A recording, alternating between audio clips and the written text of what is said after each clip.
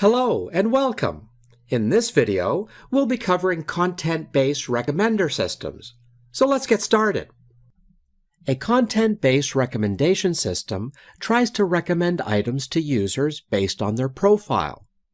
The user's profile revolves around that user's preferences and tastes. It is shaped based on user ratings, including the number of times that user has clicked on different items, or perhaps even liked those items. The recommendation process is based on the similarity between those items. Similarity, or closeness of items, is measured based on the similarity in the content of those items. When we say content, we're talking about things like the item's category, tag, genre, and so on.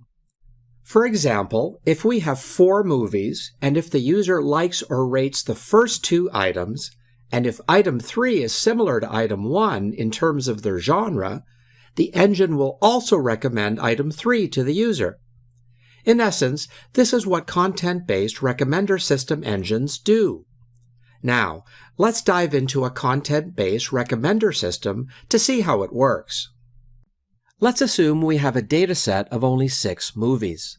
This dataset shows movies that our user has watched and also the genre of each of the movies. For example, Batman vs. Superman is in the adventure superhero genre, and Guardians of the Galaxy is in the comedy, adventure, superhero, and science fiction genres. Let's say the user has watched and rated 3 movies so far, and she has given a rating of 2 out of 10 to the first movie, 10 out of 10 to the second movie, and 8 out of 10 to the third. The task of the recommender engine is to recommend one of the 3 candidate movies to this user.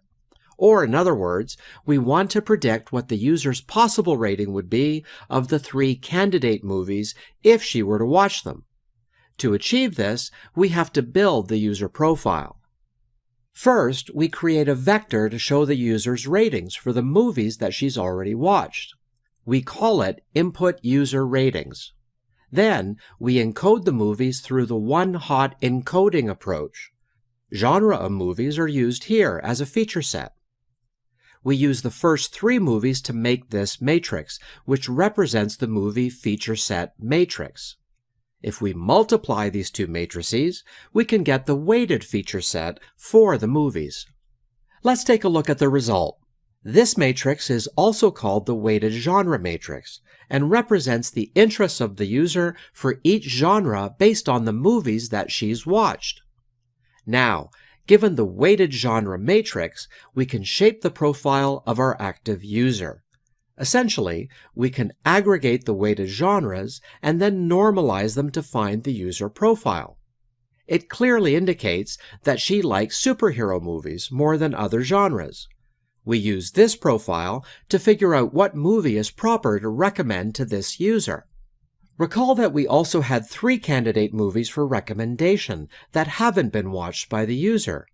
We encode these movies as well. Now we're in the position where we have to figure out which of them is most suited to be recommended to the user. To do this, we simply multiply the user profile matrix by the candidate movie matrix, which results in the weighted movies matrix. It shows the weight of each genre with respect to the user profile. Now, if we aggregate these weighted ratings, we get the active user's possible interest level in these 3 movies.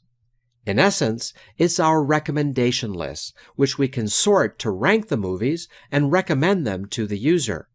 For example, we can say that The Hitchhiker's Guide to the Galaxy has the highest score in our list and is proper to recommend to the user. Now you can come back and fill the predicted ratings for the user. So, to recap what we've discussed so far, the recommendation in a content-based system is based on users' taste and the content or feature set items. Such a model is very efficient. However, in some cases, it doesn't work. For example, assume that we have a movie in the drama genre, which the user has never watched. So, this genre would not be in her profile. Therefore, she'll only get recommendations related to genres that are already in her profile, and the recommender engine may never recommend any movie within other genres. This problem can be solved by other types of recommender systems, such as collaborative filtering. Thanks for watching.